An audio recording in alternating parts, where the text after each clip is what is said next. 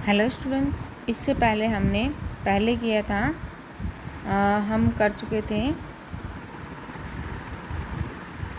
ये वाली, यहाँ तक हमने कर लिया था। आज हम इसे आगे करेंगे। देखिए क्या कहते हैं कि मिला कहाँ वह सुख जिसको मैं स्वप्न देखकर जाग गया, आलिंगन में आते आते मुस्किया कर जो भाग गया, जिसके अरुण कपोलों की मतवाली सुंदर छाया में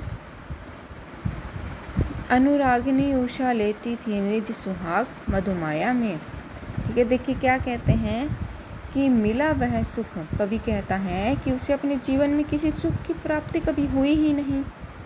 ठीक है, कवि कहता है कि उसे अपने जीवन में किसी भी सुख की प्राप्ति कभी भी नहीं हुई है।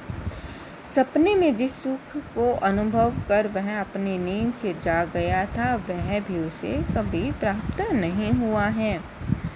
आलिंगन में आते आते, आलिंगन क्या होता है, उसके आगोश में आते आते, वह सुख देने वाला उसके आलिंगन में आते आते धीरे से मुस्कुराकर उससे दूर हो गया था, वह उसे प्राप्त हुआ ही नहीं।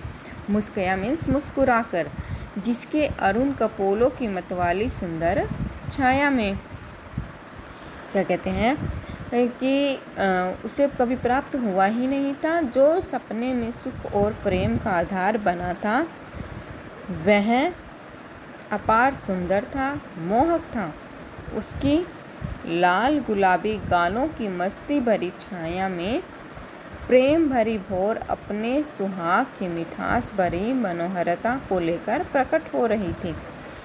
देखिए क्या कहते हैं कि उसके अरुण कपोलों की मतवाली सुंदर छाया में अनुरागिनी उषा लेती थी निज सुहाग मधुमाया में। उसके मीन्स किसके कहा है, जो सुख उसे सपने में प्राप्त हुआ था। ठीक है, जो सुख उसे सपने में दिखता था, उसके लिए कहा गया है कि उसकी जो लाल गुलाबी, ठीक है, अरुण कपोलों की मतवाली सुंदर छाया में क्या जाएगा कि जो सुख उसे सपने में प्राप्त हुआ था, उसके लाल गुलाबी गालों की मस्ती भरी छाया में प्रेम भरी जो सुबह है, वह अपने सुहाग की मिठास भरी मनोहरता को लेकर प्रकट हो गई थी। अर्थात भाव यह है कि उसके गालों में प्रातःकालीन लालिन और शोभा विद्यमान थी।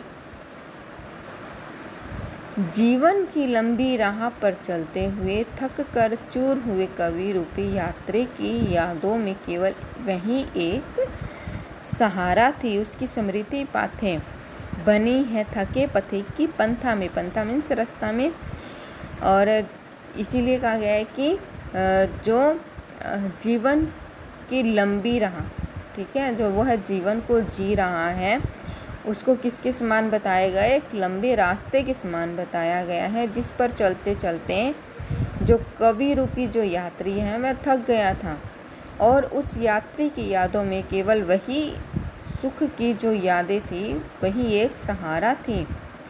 उसकी यादें ही उसकी थकान को कम करती थी। कवि नहीं चाहता था कि उसकी मधुर यादों के आधार को कोई भी जाने।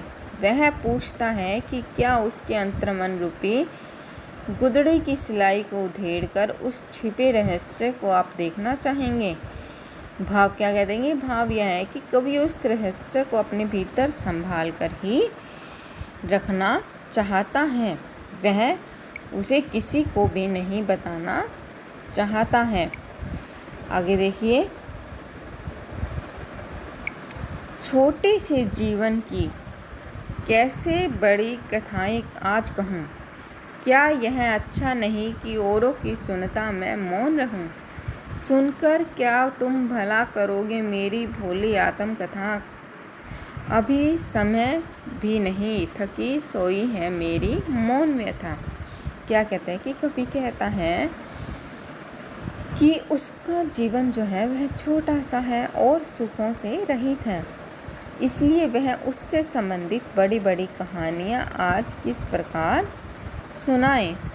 क्या यह अच्छा नहीं कि औरों की सुनता मैं रहूं। कवि कहता है कि अपनी जो आत्मकथा है, अपनी जो जीवन की कथा है, उसे दूसरों के सामने बताने से तो अच्छा यही है कि मैं दूसरों की कहानी को ही सुनता रहूं।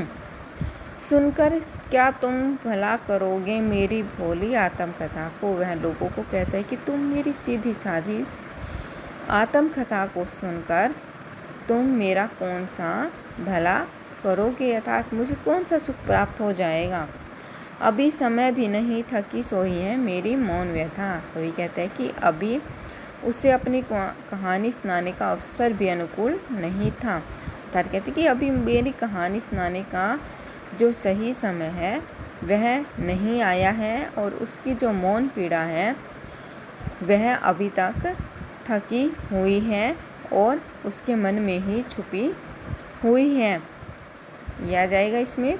और इसमें भावार्थ देख लीजिए क्या आ जाएगा। पूरे का भावार्थ अगर आप लिखना चाहोगे तो ये लिख सकते हो कि यहाँ पर कवि क्या है, कवि जो है वो प्रेमचंद जी के कहने पर प्रेमचंद जी उनको कहते हैं उनकी आत्मकथा सुनाने के लिए। लेकिन कवि क्या है, कवि कहता है कि मेरी जो जीवन कथा है उसमें ऐसा कुछ भी नहीं है जिसे क्या है दूसरों के सामने बताया जा सके। अर्थात क्या है, मेरे पास मेरे जीवन में ऐसा भी कुछ विशेष घटित नहीं हुआ है जिसे कि लोगों का जानना क्या है वह ज़रूरी हो। और कवि इसीलिए कहता है कि मेरे जो जीवन है वह तो दुखों से ही भरा हुआ है, उसमें कभी भी कोई भी सुख प्राप्त नहीं हुआ है। अर्थात वह जो जानकर लोगों का किसी का भला नहीं होगा।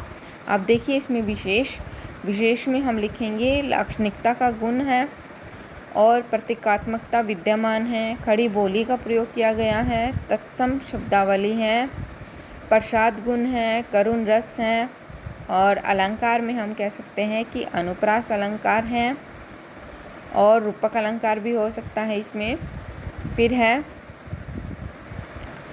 और अब फिर आता है छंद इसमें रहेगा आपका। देखिए अपनी घनी इतिहास उपहास बीती रीति वाले मैं ये देखिए लास्ट के तो इसमें क्या आ जाएगा तुकांत छंद हो जाएगा। ठीक है, यही था हमारी कविता थी ये जो आज पूरी होती हैं। आज हम इतना ही करेंगे।